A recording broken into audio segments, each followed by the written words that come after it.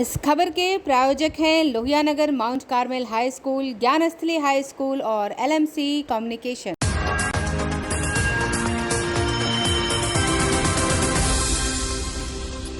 नमस्कार, मैं अक्षिता और आप देख रहे हैं आंखें न्यूज़ 24। रात 8 बजे के समाचार में आप सभी का स्वागत है। तो आइए देखते हैं रात 8 बजे तक के सभी समाचार। देश भर में पिछले 24 घंटों में कोरोना के 42,618 नए मामले दर्ज किए गए।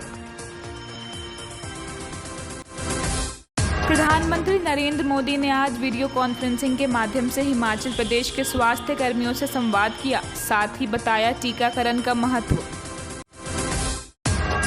पटना में टीकाकरण को गति प्रदान करने के लिए 2 दिनों का विशेष अभियान चलाया गया।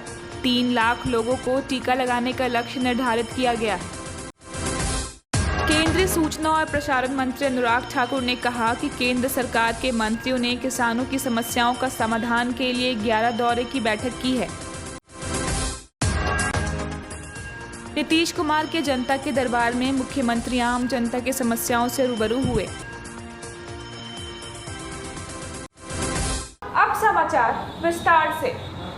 नेपाल में हुई भारी वर्षा के 2 दिन बाद बिहार में बागमती और बूढ़ी गंडक में एक बार फिर उफान आ गया है। हालांकि जहां डिस्चार्ज बढ़ने की आशंका थी, उस नदी गंडक का न सिर्फ डिस्चार्ज घटा है बल्कि जलस्तर भी नीचे आ गया है। नेपाल में हुई भारी वर्षा के 2 दिन बाद बिहार में बागमती और बूढ़ी गंडक में एक बार फिर उफान आ गया। हालांकि जहां डिस्चार्ज बढ़ने की संभावना थी, उस नदी गंडक का न सिर्फ डिस्चार्ज घटा है बल्कि जलस्तर भी नीचे आया है। इसके अलावा कमला नदी का जलस्तर भी रविवार को तेजी से बढ़ा है। गंगा भी सभी जगह पर उतरी है, लेकिन कहलगांव में जलस्तर थोड़ा बढ़ा है। गंडक का डिस्चार्ज वाल्मीकि नगर बराज पर 1,63,000 घनसेक है।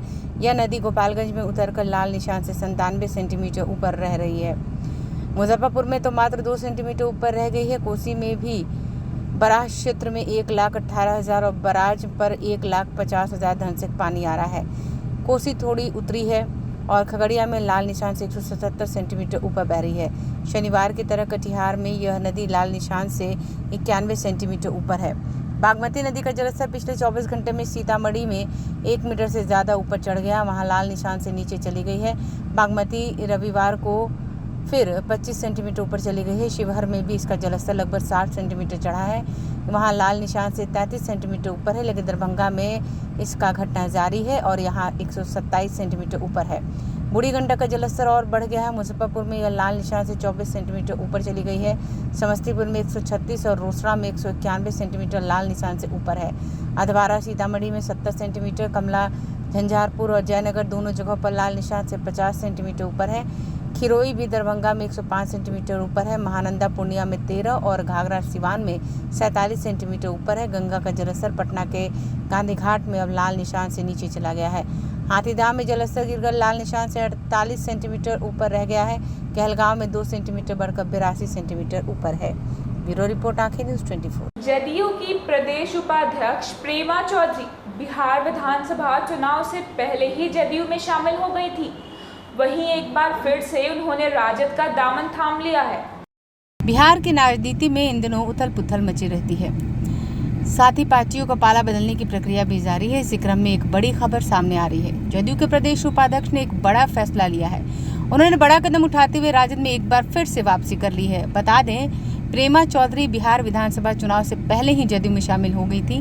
वहीं एक बार फिर से उन्होंने राजद का दामन थाम लिया है। ब्यूरो रिपोर्ट, आंखें न्यूज़ 24। ज्वाइन करूँगी। जितने लोग को हमने जोड़ा उन सबों से मैं कंसल्ट करके और 1 अक्टूबर में मैं ज्वाइन करूँगी। तो पार्टी अपने पूरे समर्थक के साथ छोड़ रहा है ना? हाँ, अदल बल के साथ।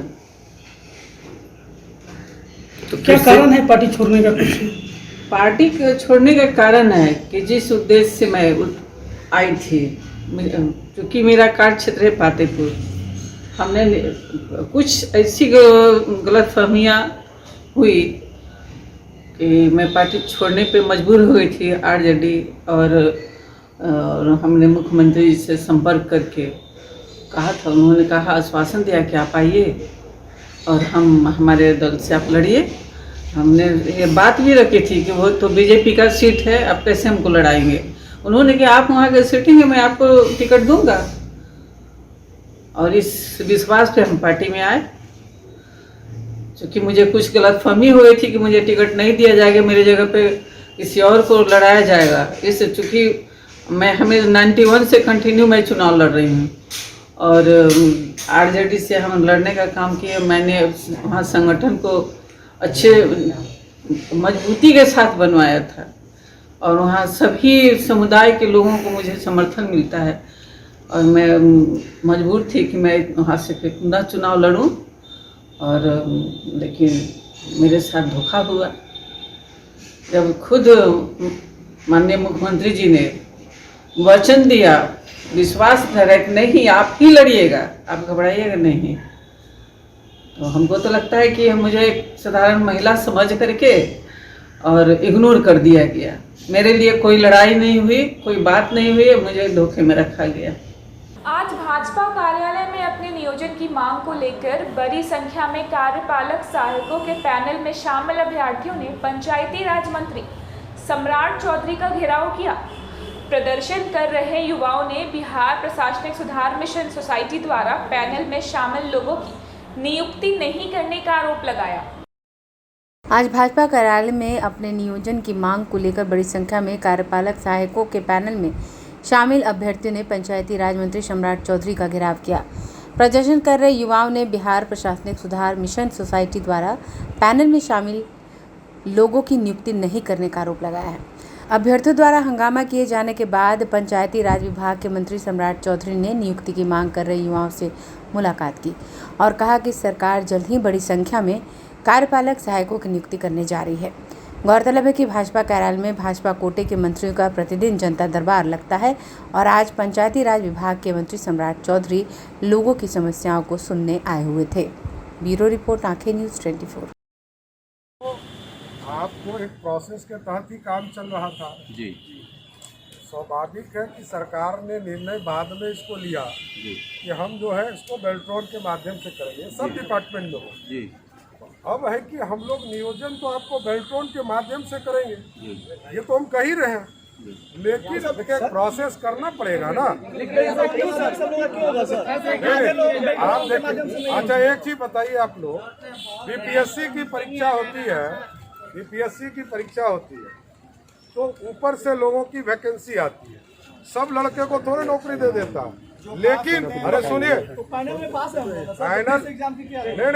नहीं, परीक्षा इसलिए जरूरी है कि आपके टैलेंट की जरूरत है। हम बिना टैलेंट के किसी को नहीं ले सकते। बिहार में जो टैलेंटेड लड़के होंगे, जो टैलेंटेड लोग होंगे, तब क्यों डर रहे हैं? नहीं, डरना नहीं है। ये बात एक बार एग्जाम हो चुका है सर। पहले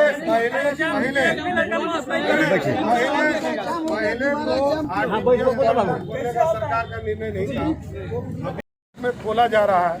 अभी 7600 जगह पर हमारे आरटीपीएस काउंटर कार्यपालक सहायक के थ्रू खुल चुके हैं। मात्र 300 लोगों की हमको जरूरत है। अब बात तो सुनिए, अब हमने फिर डिसीजन लिया है कि हम 8000 लोगों को बहाल करेंगे, लेकिन उसमें यह निर्णय हुआ है कि हम बेल्ट्रॉन के थ्रू लेंगे। तो नहीं, ये अभी हमने तय किया, तो हम 2 साल पहले के वैकेंसी को कैसे मानेंगे? जब निर्णय आज हुआ तो आज ही न तय करेंगे। आज सरकार ने तय किया कि हम 8000 और बहाल करेंगे। बिहार में बाढ़ से हुए नुकसान का जायजा लेने के लिए केंद्रीय टीम बिहार सरकार के अनुरोध पर पटना पहुंच गई है। केंद्रीय गृह मंत्रालय से संयुक्त सचिव राकेश कुमार सिंह के नेतृत्व में पहुंची टीम बाढ़ पीड़ित इलाकों का हवाई मार्ग के अलावा सड़क मार्ग से भी जायजा ले रही है।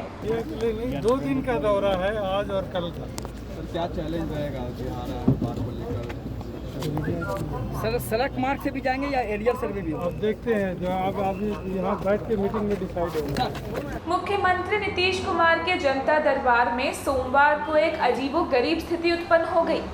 पश्चिमी चंपारण जिले से पहुंची एक महिला ने मुख्यमंत्री के पार्टी के विधायक पर ही अपने पति की हत्या का सनसनी आरोप लगा दिया। दर्शकों, आज के लिए सिर्फ इतना ही। कल फिर मिलेंगे इसी वक्त रात के 8 बजे के समाचार के साथ। अगर आपने अभी तक हमारे चैनल को सब्सक्राइब नहीं किया है तो और खबरों के लिए हमारे चैनल को सब्सक्राइब करें और देखते रहें आंखें न्यूज़ 24, नज़र हर खबर पर।